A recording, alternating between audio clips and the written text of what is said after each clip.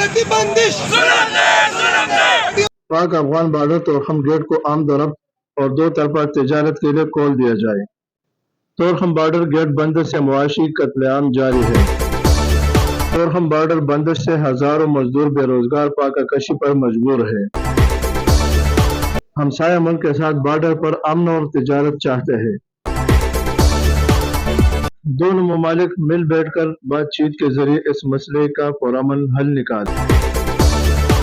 Border بندش سے قومی خزانے کو روزانہ کی بنیاد پر کروڑوں روپے کا نقصان جاری ہے۔